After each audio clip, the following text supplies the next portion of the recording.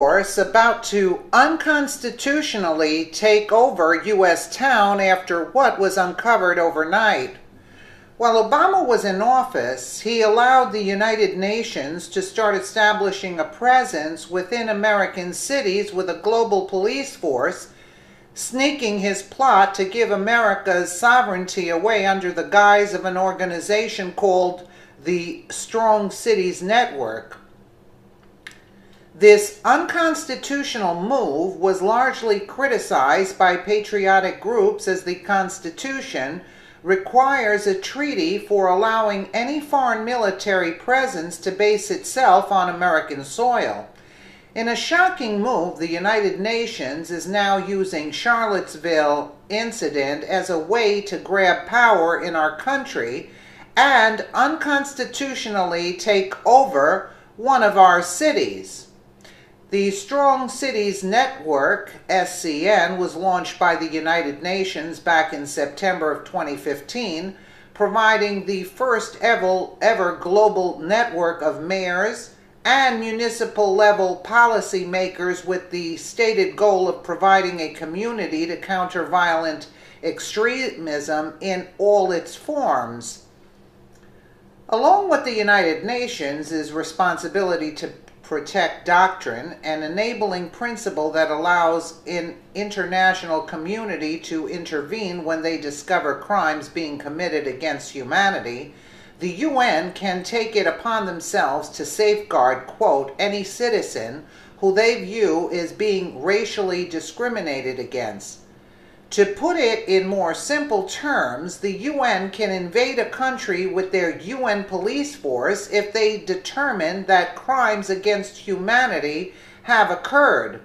Now, in an unbelievable power move, the United Nations officials responsible for combating racism globally have just issued a dire warning to the United States, claiming that after their investigation, they've found alarming racism trends in our country and are now set to intervene. Anastasia Crickley, chairwoman of UN Committee of the Elimination of Racial Discrimination, CERD, issued her statement Tuesday in response to the Charlottesville incident on August 12th, saying, "We are alarmed by the racist demonstrations with overtly racist slogans, chants, and salutes by white nationalists, neo-Nazis, and the Ku Klux Klan, promoting white supremacy and inciting racial discrimination and hatred," Crickley said. Of course, Crickley had absolutely nothing to say about Obama's violent Antifa group, who were beating people with metal poles and spraying acid into the face of Trump supporters who were at the rally in Charlottesville. This is an extremely serious power play move on behalf of the Sharia law supporting United Nations, as this warning has only been issued in a handful of countries in the past 10 years, where the UN warned third world countries such as Burundi, Iraq, Ivory Coast, Kyrgyzstan, and Nigeria of their actions against humanity. Crickley is now getting the UN to undertake concrete measures against the United States. Crickley went on, in a decision issued under its earlier warning and urgent action procedure, the committee which monitors implementation of the International Convention of the Elimination of All Forms of Racial Discrimination stated there should be no place in the world for racist white supremacist ideals or any similar ideologies that reject the core human rights principles of human dignity and equality, Crickley said. She continued, in addition to the criminal investigation of the individual who plowed his car into a crowd of peaceful protesters, killing a woman, the UN experts asked the U.S. authorities to undertake concrete measures to address the root causes of the proliferation of such racist manifestations.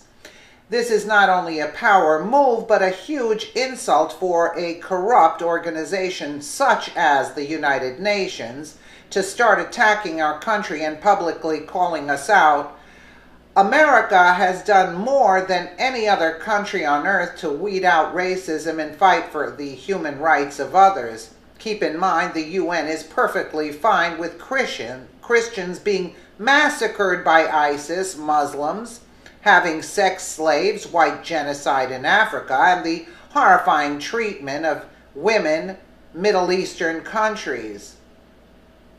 Obama tried desperately to take away our country's sovereignty by getting us involved in the United Nations Strong Cities Network.